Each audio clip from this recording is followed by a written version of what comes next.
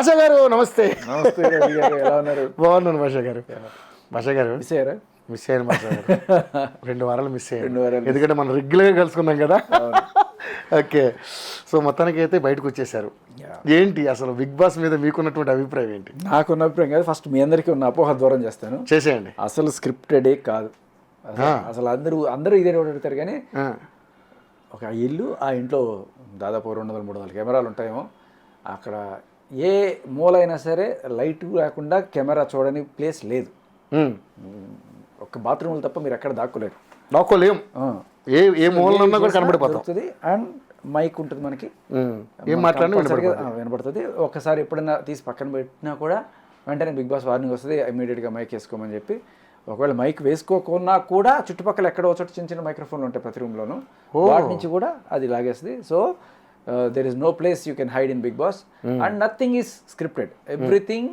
అంటే స్క్రిప్టెడా అంటే ముందుగానే వీళ్ళు ఎవరన్నా సరే ఇద్దరు తెలిసిన వాళ్ళు వచ్చినప్పుడు మనం ఇలా చేద్దాం, నువ్వు ఇలా చేయి, నేను ఇలా చేస్తాను, మనం ఇద్దరం ఇలా కొట్టుకుందాం అని చెప్పి వాళ్ళు అనుకోవడం తప్ప ఏ రోజు బిగ్ బాస్ ఇలా చేయండి అని చెప్పి చెప్పడం. ఓకే, సో మొత్తానికైతే బిగ్ బాస్ మీద ఉన్న అపోహలన్నీ అవాస్తవాలు, నిజం కాదంటారు. కాదు, స్క్రిప్టెడ్ కాదంటారు. ఖచ్చితంగా కాదు.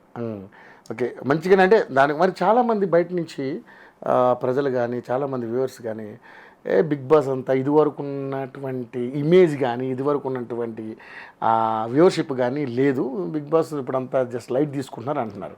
కానీ ఇప్పటిదాకా లేనంత రెస్పాన్స్ 8th సీజన్లో వచ్చిందని చెప్పి మన నాగార్జున గారు ఏదో రికార్డ్స్ బద్దలు కొట్టేసింది. ఆల్ టీఆర్పీస్, హిందీ దానికన్నా ఎక్కువ టీఆర్పీస్ మన తెలుగు దానికే వచ్చిందని చెప్పి చెప్పారు. సో ఐ డోంట్ నో, మరి నేను వచ్చేసిన తర్వాత కూడా అదే రేటింగ్ కంటిన్యూ అవుతుందో లేదో. మీ అభిప్రాయం ఏంటి? అసలు బిగ్ బాస్ జెన్యూన్ అనిపిస్తుందా? వెరీ జెన్యూన్, ఏ రకమైన ఇది లేదు. ఓకే, ఎందుకంటే దాని మీద చాలామంది ఆ బిగ్ బాస్ షో వల్ల ఏంటి ఉపయోగం అని చాలామంది షో కాదు అందరూ ప్రజానాయకులు కానీ రాజకీయ నాయకులు అందరూ కూడా మాట్లాడుతూ ఉన్నారు. సో మరి ఏంటి అంటే నిజంగా దీన్ని గేమ్ షో లాగానే చూడాలా? అంటే ఎంటర్టైన్మెంట్ అది. అన్నిట్లోనూ మనం పర్పస్ ఎతకలేము. సో బిగ్ బాస్లోకి వెళ్ళి వచ్చినప్పటికీ మనకి వెయిట్ రిడక్షన్ అయితే జరుగుతుంది. అవును, దానికి తోడు కొంచెం స్ట్రాంగ్ అవుతాం. మనుషులు అందరినీ కూడా అంత ఈజీగా నమ్మకూడదు అనే విషయం అర్థమవుతుంది. ఇలాంటి కొన్ని నేర్చుకుంటాం. బట్ అసలు మనుషులు ఎవరో ఏంటి అనేది కూడా తెలుస్తుంది మనకి. సో దాంట్లో ఏమీ అంటే అబద్ధం ఏం లేదు. మొత్తం బిగ్ బాస్ అనేది వెళ్ళిన వాళ్ళకి తెలుస్తుంది దాంట్లో మంచి చెడు ఏంటనేది.